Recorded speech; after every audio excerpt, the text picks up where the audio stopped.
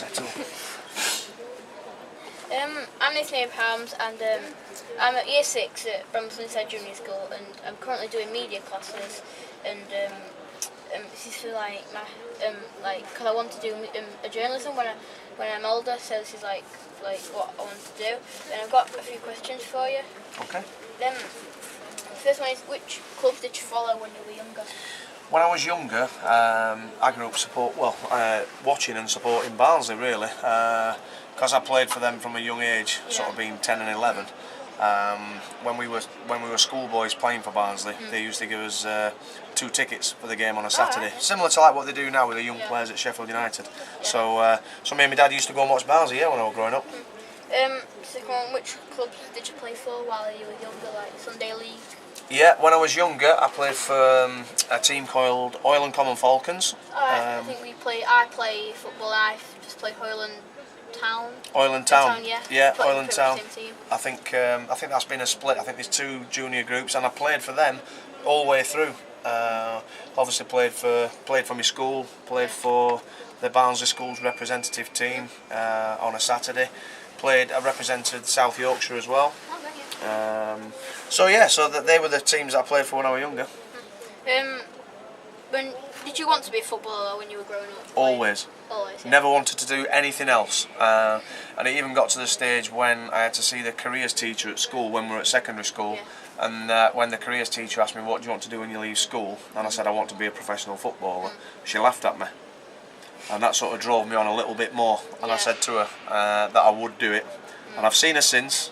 And she's been very nice actually, and congratulated me on achieving a dream really. If you weren't a footballer now, what do you think you'd be doing? Do you know what? That's a great question, because having never thought about anything else, you know, when I was younger, probably when I was your age, and I don't know what I'd be doing. You know, I always think whatever I'd be doing, I'd have to work outside because I hate being inside. So whatever I'd have been doing, whether it had been emptying bins or cutting grass or a gardener, anything like that. But no, I always wanted to be a footballer. Another question: which player did you want to be when you were young? When I was younger, I always used to like watching Tony Adams. You know, the old Arsenal centre half, England captain, and used to love watching Tony Adams. And you know, I always sort of watched what he did. Obviously, at that time, Arsenal under George Graham, you know, were really strict defensively, never give anything away. You know, and so probably he was a little bit of a role model for me, and also a fella called Jerry Taggart who played for Barnsley when I was growing up and lived in the same village as me, and sort of, you know, helped me out quite a little bit when I was younger. So Jerry was good as well. Did you have any relatives in football when you were young? Any relatives in football? No. My dad and my uncle, they both played at a good level, but amateur. You know, sort of locally. They both played football, but not professionally. Have you been at any academies? Barnsley? Yes, it was before. When I was younger, they weren't classed as academies then. It was they used to call them Centre of Excellences, and you were just classed as a schoolboy rather than a scholar. So what you did, whereas now they'll come in 2-3 times a week. We only used to do like 1 day a week. And I must say, the academies now, they do have the players in a lot more, and they do a lot more training. So hopefully the young players benefit from, you know, having more time. When did you come to Sheffield United? 2003. Yeah, so 10 years. Yeah, I've just started my 11th year at the beginning of this season.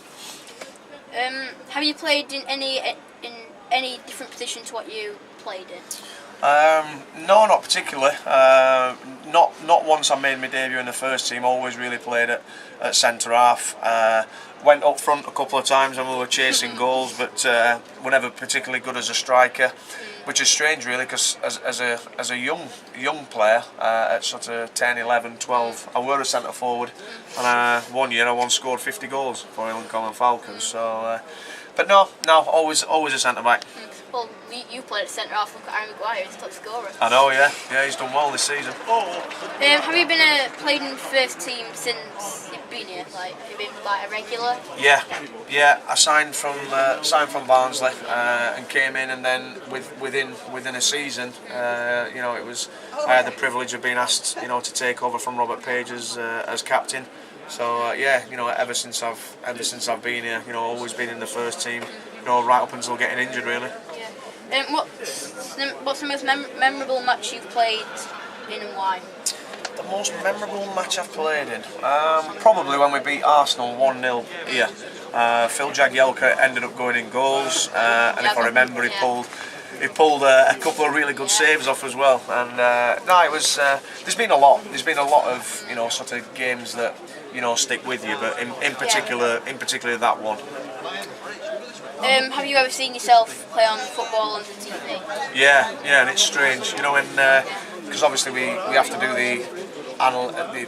we analyse the games after, and when you do see yourself, or when we're in the Premier League in particular, when you get home and you watch Match at Day and things like that. So it is quite strange, but it's nice. It's nice. When you came to Sheffield United, what did you hope to achieve? I wanted to. When I came, I'd been lucky enough to play in the Premier League for Barnsley. So when I came here, Sheffield United had just missed out in the playoff final against Wolves. So I knew that it was a good club, and they were doing well. So I wanted to help Sheffield United get in the Premier League. Which after 2-3 seasons, we did. So that was and I was the captain of the team that got promoted. So it was a real good time. I enjoyed it. How different is Nigel Clough to previous managers? I think all managers have a certain little bit that's different, and I think that's what separates managers from each other. A lot of the things, with regards to training and preparation, what you find is a lot of things in football are very similar. It's not very often you find somebody that's really, sort of extraordinarily different. But Nigel, he's a good man. He's a football man. He puts all the trust in his players. He wants his players to go out and express themselves. And he's been a good manager for me to work with up to now. So what is the difference between Nigel Clough and David Weir?